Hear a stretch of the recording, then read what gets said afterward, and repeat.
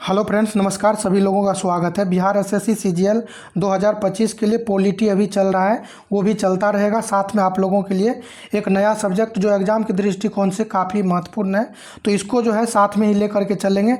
सामान्य विज्ञान general science जो है काफ़ी इंपॉर्टेंट विषय है, क्योंकि यहाँ से 25 प्रश्न एग्जाम में देखने को मिलेगा। और आपको जो है सामान्य विज्ञान में बायोलॉजी जो है जीव विज्ञान, यहाँ से अधिकतर प्रश्न देखने को मिलेगा। काफ़ी महत्वपूर्ण प्रश्नों का संग्रह है जो एग्जाम के दृष्टिकोण से जो है एकदम महत्वपूर्ण है। प्रारंभ करेंगे, और उससे पहले आप लोग यदि नए हैं तो चैनल को ज़रूर सब्सक्राइब कीजिएगा और लाइक भी कीजिएगा। चलिए प्रश्नों की ओर चलते हैं। विकास और जैव विकास से संबंधित सभी महत्वपूर्ण प्रश्नों को हम लोग देखेंगे। यदि आप लोग हमारे साथ बने रहेंगे तो इसी तरह से जो है सभी सब्जेक्ट को कंप्लीट करेंगे। पहला प्रश्न है कि पृथ्वी की जो उत्पत्ति है अनुमानतः कब हुई थी? तो 4.6 अरब वर्ष पूर्व जो है पृथ्वी की उत्पत्ति मानी जाती है। 4.6 अरब वर्ष पूर्व। नेक्स्ट है, वर्तमान प्रमाण के अनुसार पृथ्वी पर जीव का उद्गम लगभग कब हुआ था? तो वर्तमान प्रमाण के अनुसार पृथ्वी पर जीव की जो उद्गम है लगभग 3.5 अरब वर्ष पूर्व माना जाता है। नेक्स्ट है, सबसे व्यापक रूप से स्वीकृत सिद्धांतों में से एक के अनुसार पृथ्वी पर जीवन की उत्पत्ति से पहले पृथ्वी के वायुमंडल में किसका मिश्रण शामिल था? तो CH4, मीथेन, NH3 तथा CO2। CH4 हो गया मीथेन, NH3 अमोनिया और कार्बन डाइऑक्साइड। तो इसका जो है पृथ्वी के वायुमंडल में किसका मिश्रण शामिल था? CH4, NH3 और CO2। नेक्स्ट है, कौन सी गैस प्राचीन पृथ्वी के वायुमंडल से अनुपस्थित थी? तो प्राचीन जो पृथ्वी का जो वायुमंडल था प्रारंभ में, प्राचीन काल में ऑक्सीजन अनुपस्थित था। काफ़ी रोचक प्रश्न है, रोचक भी है और महत्वपूर्ण भी है। तो प्रारंभ में जो है वायुमंडल में अनुपस्थित था कौन सा गैस? ऑक्सीजन, O2 ध्यान रखना है। आद्य वायुमंडल में क्यों कम हो रहा है? आद्य जो है वायुमंडल में क्यों कम हो रहा है? हाइड्रोजन परमाणु में कमी के कारण। वायुमंडल में जो आद्य कमी हो रही है इसका कारण है हाइड्रोजन परमाणु में कमी के कारण। पृथ्वी पर सबसे पुराना जीव कौन सा है? तो सबसे पुराना जीव माना जाता है नीलहरित शैवाल को। ध्यान रखना है, एक एक प्रश्न जो है एग्जाम के दृष्टिकोण से महत्वपूर्ण है। तो प्रश्न है कि पृथ्वी पर सबसे पुराना जीव कौन सा है? नीलहरित शैवाल। नेक्स्ट है, जीवन की उत्पत्ति का सबसे आधुनिक सिद्धांत कौन सा है? तो जीवन की उत्पत्ति का सबसे आधुनिक सिद्धांत है रासायनिक उद्विकास का सिद्धांत। सबसे आधुनिक सिद्धांत है रासायनिक उद्विकास का सिद्धांत। तो ये ध्यान रखना है, जीवन की उत्पत्ति का सबसे आधुनिक सिद्धांत है रासायनिक उद्विकास का सिद्धांत। जीवन की उत्पत्ति का रासायनिक उद्विकास सिद्धांत किसने प्रस्तुत किया था? तो रासायनिक उद्विकास सिद्धांत प्रस्तुत करने वाले थे AI ओपेरिन। AI ओपेरिन है रासायनिक उद्विकास सिद्धांत प्रस्तुत करने वाले AI ओपेरिन। नेक्स्ट है, जीवन की उत्पत्ति यानी ओरिजिन ऑफ लाइफ नामक पुस्तक के लेखक कौन है? तो यहाँ से आपको ये क्लियर हो गया होगा, क्योंकि ये प्रश्न आप लोग जानते होंगे और ऊपर वाले नहीं जान रहे होंगे। तो जीवन की उत्पत्ति ओरिजिन ऑफ लाइफ नामक पुस्तक के लेखक हैं ओपेरिन, AI ओपेरिन। तो इन्हीं के द्वारा जो है ऊपर वाला कथन कहा गया है। नेक्स्ट है, जैव विकास परिकल्पना का पहला तर्कसंगत सिद्धांत किसने प्रस्तुत किया था? तो जैव विकास परिकल्पना का पहला तर्कसंगत सिद्धांत प्रस्तुत करने वाले हैं लेमार्क। और कब दिए? इन्होंने 1809 में।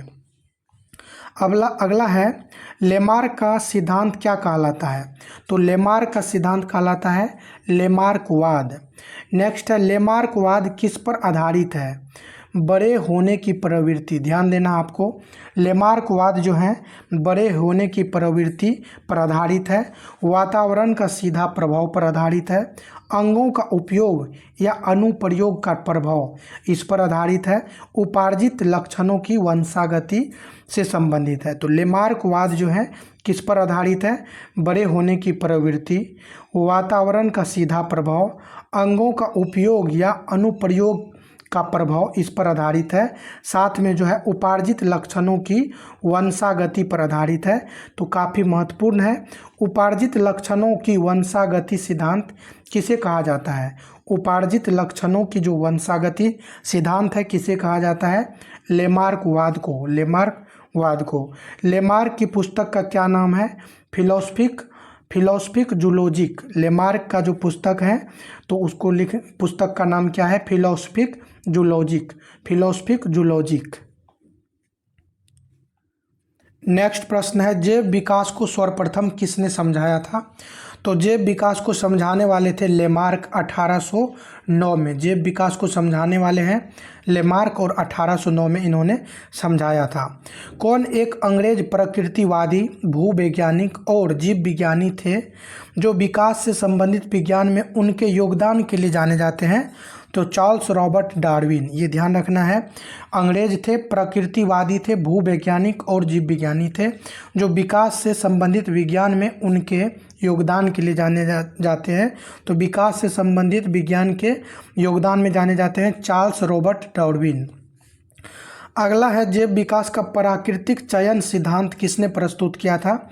तो जैव विकास का प्राकृतिक चयन सिद्धांत चार्ल्स डार्विन प्रस्तुत करने वाले हैं। विकासवाद का सिद्धांत किसने प्रतिपादित किया है? तो डार्विन ने। विकासवाद का जो सिद्धांत है चार्ल्स डार्विन ने 1859 में दिया था। चार्ल्स डार्विन के द्वारा विकासवाद का सिद्धांत 1859 में दिया गया। नेक्स्ट है, प्रसिद्ध विकासवादी चार्ल्स डार्विन ने अपनी किस पुस्तक में अपने सिद्धांत का प्रतिपादन किया? तो प्राकृतिक चुनाव द्वारा जातियों की उत्पत्ति 1859 में। ध्यान देना आपको दोबारा से। प्रसिद्ध विकासवादी चार्ल्स डार्विन ने अपनी किस पुस्तक में अपने सिद्धांत का प्रतिपादन किया था? तो प्राकृतिक चुनाव द्वारा जातियों की उत्पत्ति। एक पुस्तक का नाम है प्राकृतिक चुनाव द्वारा जातियों की उत्पत्ति और लिखने वाले हैं चार्ल्स डार्विन। और इसी में जो है विकास के सिद्धांत को समझाया है। नेक्स्ट है, डार्विन का प्राकृतिक चयन सिद्धांत किस पर आधारित है?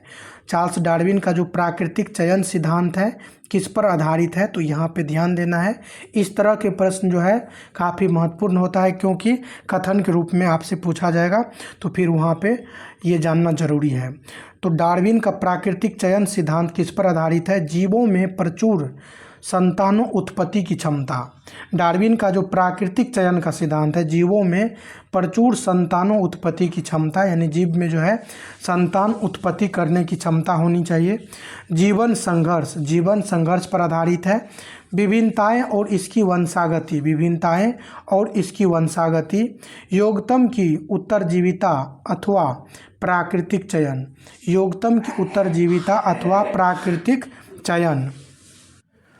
नेक्स्ट प्रश्न है, डार्विन द्वारा प्रस्तुत प्राकृतिक वर्णवाद किस पर आधारित है?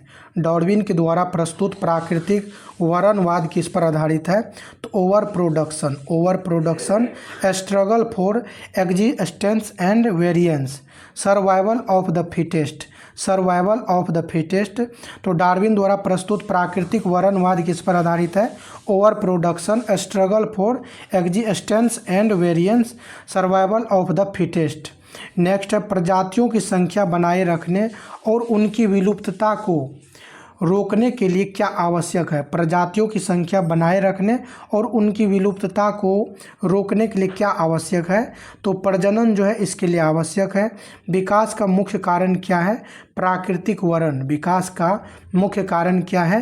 प्राकृतिक वर्ण। जीवों द्वारा जीने के लिए और अधिक वंश वृद्धि के लिए बेहतर अनुकूलित वातावरण बनाने की प्रक्रिया को क्या कहते हैं? तो इसको कहते हैं प्राकृतिक चयन। जीवों द्वारा जीने के लिए और अधिक वंश वृद्धि के लिए बेहतर अनुकूलित वातावरण बनाने की प्रक्रिया को कहते हैं प्राकृतिक चयन। चलिए नेक्स्ट में चलते हैं। जैव विकास के संदर्भ में सांपों में अंगों का लोप होने को किस प्रकार स्पष्ट किया जाता है? तो जैव विकास के संदर्भ में सांपों में अंगों का लोप होने को किस प्रकार स्पष्ट किया जाता है? तो अंगों के उपयोग तथा अनुप्रयोग किए जाने से, अंगों के जो है उपयोग तथा अनुप्रयोग किए जाने से, अंगों का जो लोप होता है तो अंगों का उपयोग तथा अनुप्रयोग किए जाने से। अगला है, द ओरिजिन ऑफ स्पीसीज नामक पुस्तक किसने लिखी है? तो डार्विन ने, डार्विन के द्वारा लिखी गई है। और पुस्तक तो आपको बिल्कुल ध्यान रखना है, क्योंकि आप 2016 वाले एग्जाम में देखिएगा 5 प्रश्न जो है पुस्तक से, टोटल 5 प्रश्न पूछा गया है एक ही एग्जाम में। तो पुस्तक वाला आपको ध्यान रखना है। द ओरिजिन ऑफ स्पीसीज पुस्तक को लिखने वाले हैं डार्विन। जैविक विविधता का आधारभूत स्रोत क्या है? जैविक विविधता का आधारभूत स्रोत क्या है? उत्परिवर्तन। विकास के उत्परिवर्तन सिद्धांत का प्रतिपादन किसने किया है? तो उत्परिवर्तन का सिद्धांत ह्यूगो डी ब्रीज के द्वारा दिया गया था। ह्यूगो डी ब्रीज ने अपना प्रयोग किस पर किया था? तो सांद प्रिमरोज अर्थात आइनोथेरा लेमार्कियाना पर ह्यूगो डी ब्रीज ने अपना प्रयोग किस पर किया था? तो सांद प्रिमरोज अर्थात आइनोथेरा लेमार्कियाना पे। अगला है, किस जाति का पहला सदस्य जिसमें उत्परिवर्तन लक्षण दिखाई देता है? किसी जाति का पहला सदस्य जिसमें उत्परिवर्तन लक्षण दिखाई देता है क्या कहलाता है? तो उत्परिवर्तित कहलाता है, म्यूटेंट, इसको म्यूटेंट बोलते हैं। तो किसी जाति का जो पहला सदस्य है जिसमें उत्परिवर्तित लक्षण दिखाई देता है उसको कहते हैं उत्परिवर्तित। तो आपको जो है म्यूटेंट भी ध्यान रखना है इसके साथ में। अगला है, वह कौन सा विचार है कि नई प्रजातियों का विकास उनके परिभाषित परिवर्तन के कारण हुआ है? उत्परिवर्तन। वह कौन सा विचार है कि नई प्रजातियों का विकास उनके परिभाषित परिवर्तन के कारण हुआ है? उत्परिवर्तन। विकासवादी संबंधों के प्रमाण कौन प्रदान करता है? तो विकासवादी संबंधों के प्रमाण कौन प्रदान करता है? जीवाश्म ध्यान रखना है। अगला है, लाखों वर्षों से आदिम जीवों में कर्मिक परिवर्तन का अनुक्रम है, किसके परिणाम स्वरूप नई प्रजातियों का गठन होता है? कर्मागत उन्नति। यानी लाखों वर्षों से आदिम जीवों में कर्मिक परिवर्तन का अनुक्रम है, किसके परिणाम स्वरूप नई प्रजातियों का गठन होता है? कर्मागत उन्नति।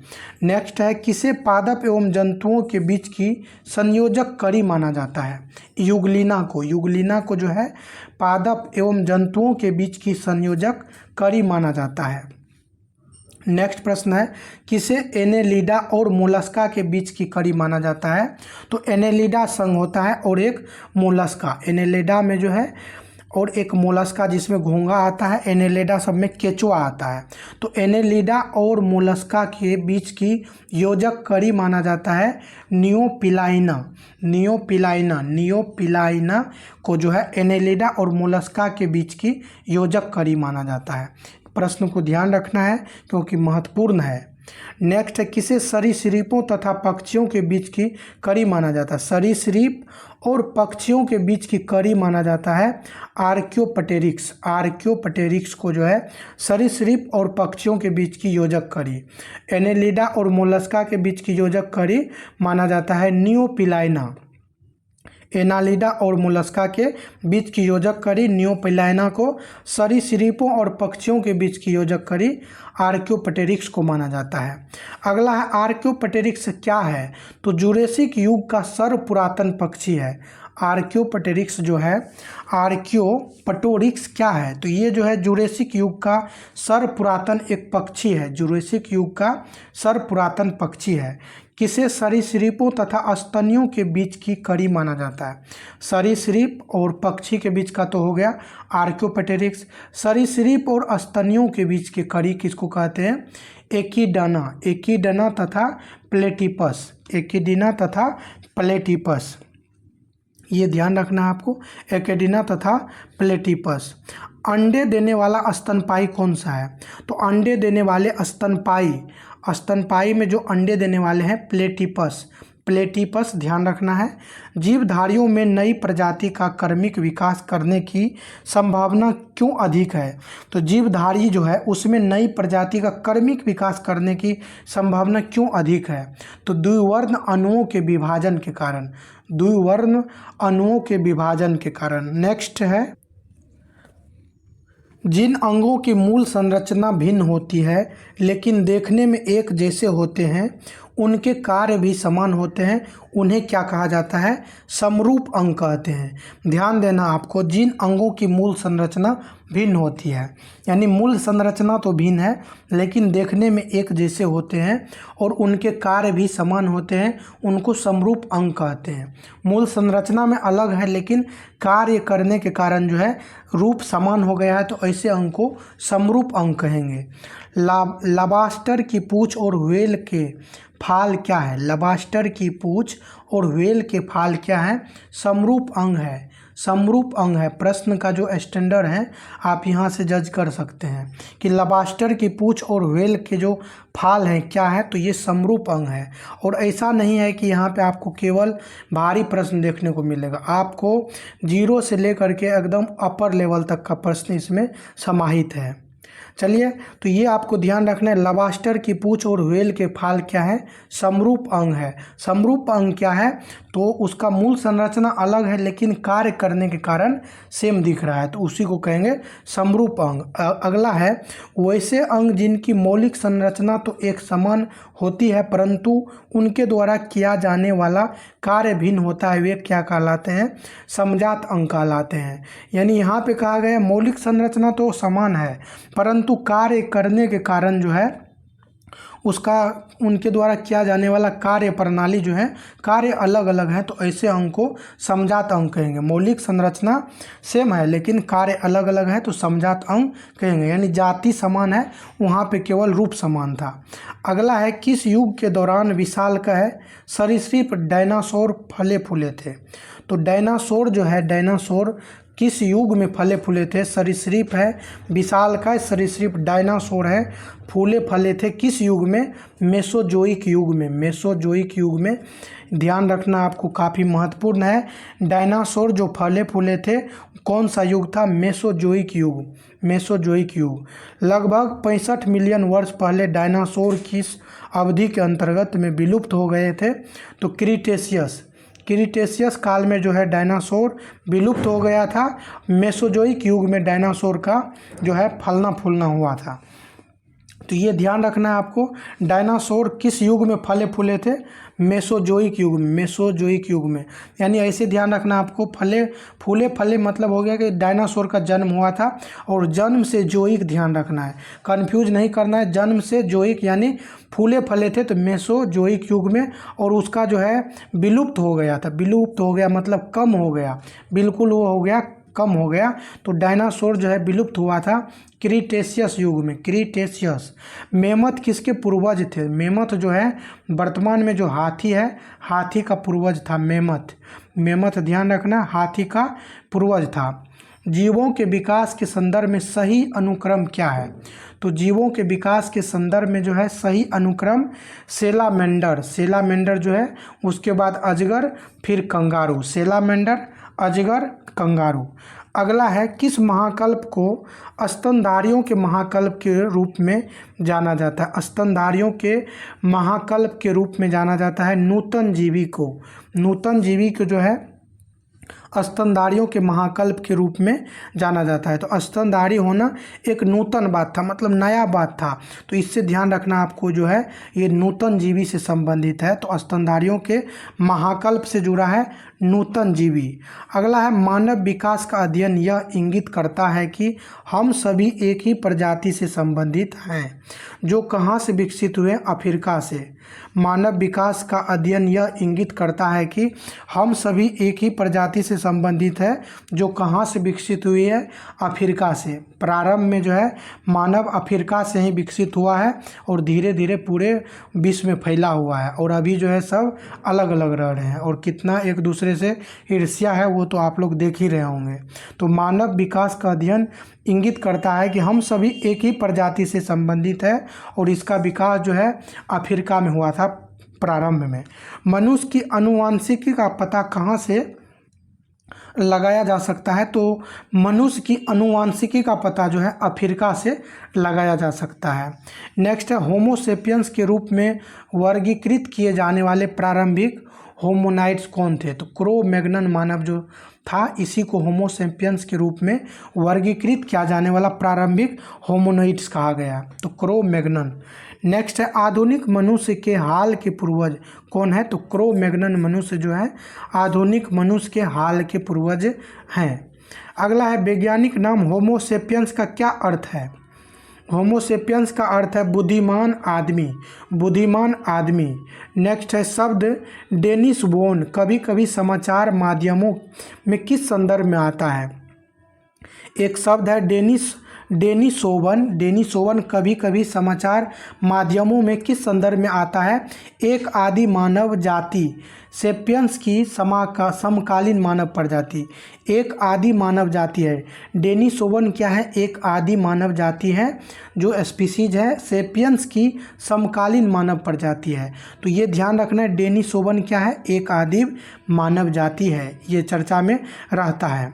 नेक्स्ट है वर्ष 2015 में किस होमोजीनस की एक नई प्रजाति की खोज rising star cave system cradle of human side दक्षिण अफ्रीका के दिनाल्डी चैम्बर में की गई थी।